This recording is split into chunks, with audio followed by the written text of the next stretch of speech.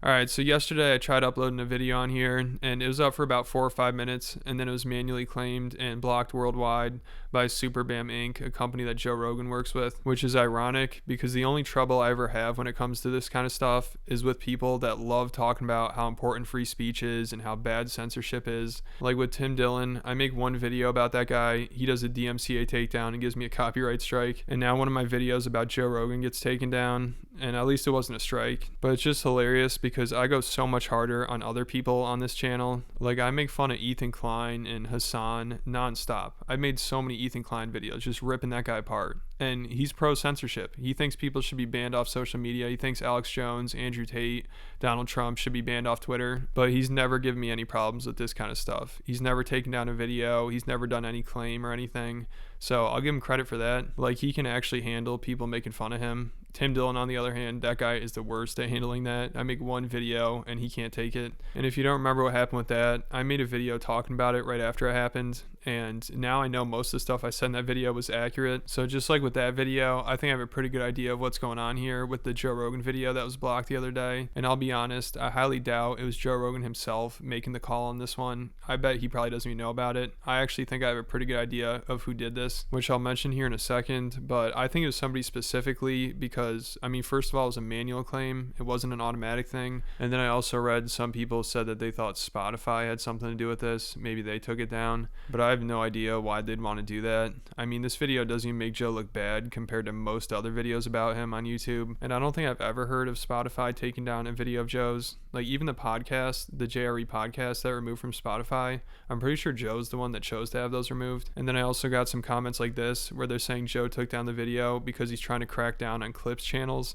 which is hilarious because if that's what Joe's trying to do here, he is doing a terrible job of it. Like you're telling me all of a sudden he decides to do this and the only action he takes is taking down a video where I'm talking about a podcast that happened 10 years ago, and then he does nothing to stop the thousands of clips channels that just upload straight clips from brand new podcasts of his without any commentary, and altogether these channels are probably getting billions of views. So it doesn't make any sense to think that my video is taken down because now all of a sudden Joe Rogan's cracking down on clips channels, which he's not even doing.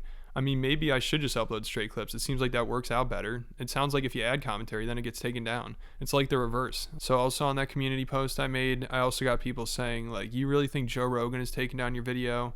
First of all, I didn't say Joe Rogan did. I said somebody on his team, or I said his team did. And I just think it's ironic because this only happens when it comes to these free speech people. And it's not that crazy to think that maybe somebody at this company saw the video, like they saw it while it was unlisted, and they asked Joe, like, hey, should we take this down? He's like, yeah, sure. Like, obviously Joe isn't the one that sat on the computer taking it down. Like, same thing with Tim Dillon. I pretty much know for a fact that he's the one that made the call to have my video taken down. But do I think he's the one that got on a computer and filled out the form to have it taken down? No. Obviously they have people to do this stuff, but still, like I said, with the most recent video, I don't think Joe's the one that made the call. The person that probably did it, you know, the most likely culprit here, I think is probably Joe Rogan's former male assistant, Brian Redban. And shout out to this person who pointed this out on the community post that I made. I didn't really think about it, but this is probably the most likely person because first of all, they're saying he's done this before 6 years ago. And then also somebody mentioned he still has a percentage of the podcast, and I'm sure he can get in touch with whoever does the copyright stuff and tell them to do shit, or maybe he can even do it himself. And the video was about him and Bill Burr, like an argument they were having, and I agreed with Brian's point, but I was just criticizing the way he was handling the argument. He was acting like a man-child and he was being really annoying, and I'm sure he didn't like being called Joe Rogan's male assistant. So I think him being the one that did it makes the most sense, but obviously I'm not completely sure here. So if it turns out this isn't true and it was like a mistake or somebody else did it or something, then I'll admit that I'm wrong. You know, I'll apologize. I'll take down this video if Brian wants me to. So that's about it here. If you want to watch the video that I'm talking about that was taken down, it's up on my Patreon along with some other exclusive content. I'm going to be posting 2 to 3 videos there a month and maybe even more. I mean, I'm going to keep trying to post these Joe Rogan videos to YouTube. Like, people really enjoy these ones where I talk about older episodes, but it would just be a lot easier to upload them to Patreon because I also don't have to worry about swearing or age restriction or anything like that.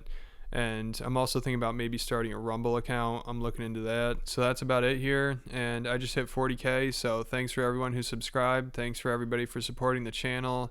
Thanks for all the positive comments. I really appreciate it. And make sure to leave a comment on this video. Let me know what you think about all this. Then hit the like button, hit the subscribe button, and I'll catch you at the next video.